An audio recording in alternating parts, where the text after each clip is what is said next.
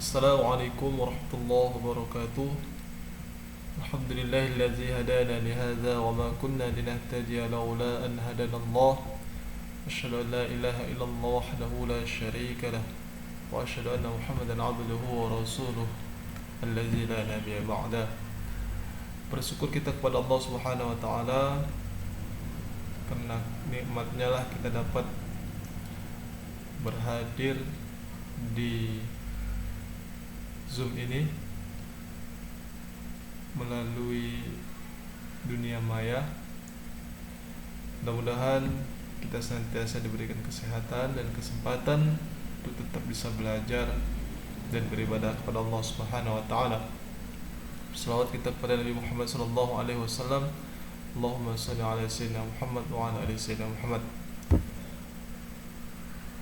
Mahasiswa dimanapun berada, hari ini kita akan mempelajari terkait dengan latar belakang dari pendidikan Pancasila. Para mahasiswa dan mahasiswi yang dirahmati Allah Subhanahu wa taala,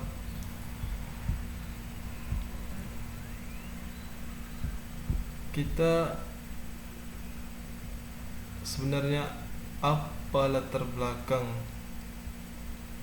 mempelajari dari Pancasila tersebut dan apa urgensinya? Dalam hal ini saya akan menjelaskan terkait dengan latar belakang dan urgensi dari pendidikan Pancasila. Mata kuliah Pancasila tentunya diberikan kepada seluruh perguruan tinggi yang ada di Indonesia ini. Ada 4 faktor yang menyebabkan hal tersebut. Yang pertama terkait dengan konteks histori atau cerita, ya.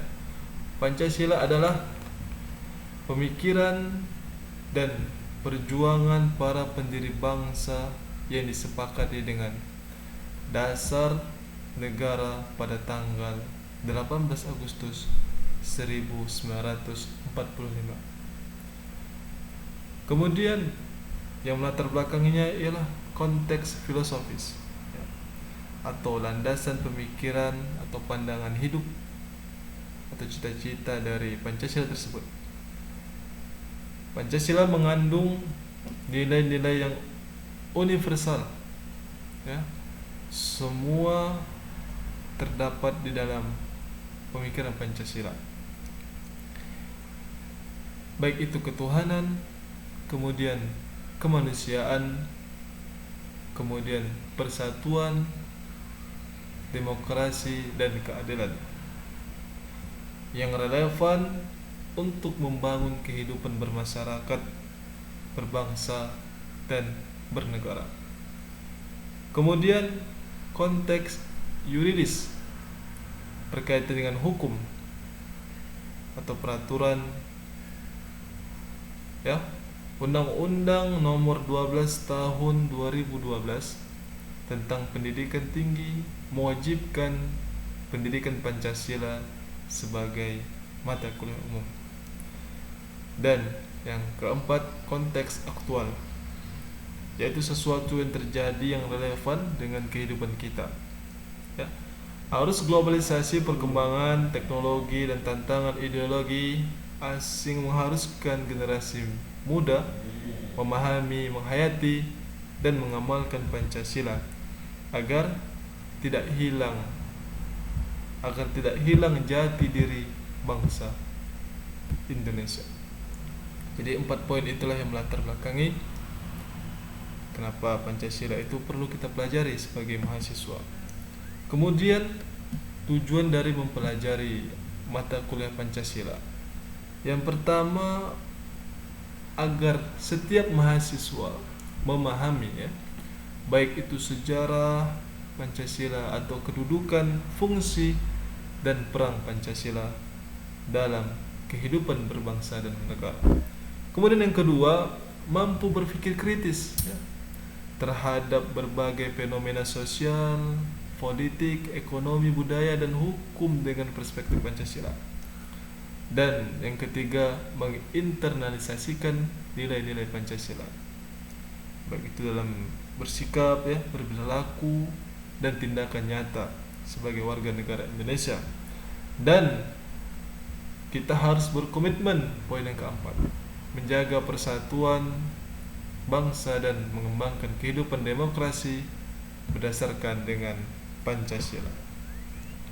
Itulah 4 poin dari tujuan kita mempelajari Pancasila.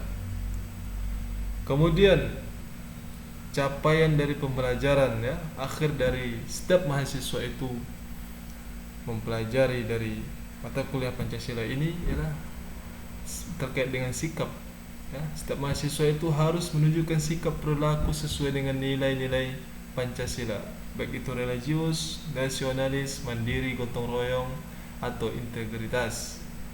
Kemudian pengetahuannya melalui konsep-konsep yang telah disampaikan di pembelajaran Pancasila kita, filsafat, sejarah, serta fungsi Pancasila sebagai dasar negara dan ideologi bangsa harus diketahui oleh setiap mahasiswa. Kemudian keterampilan umum, mampu menganalisis masalah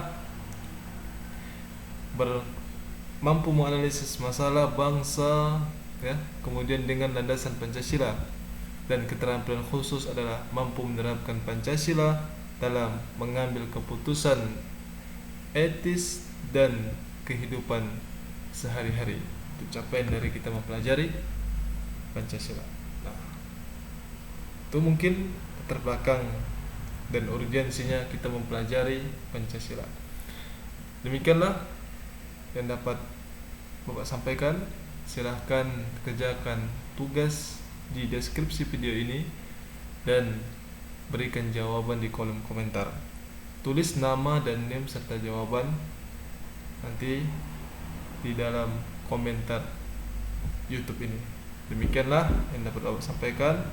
Selamat mengerjakan dan semoga tetap sehat dan istiqomah dalam menuntut ilmu dan juga beribadah kepada Allah Subhanahu wa taala.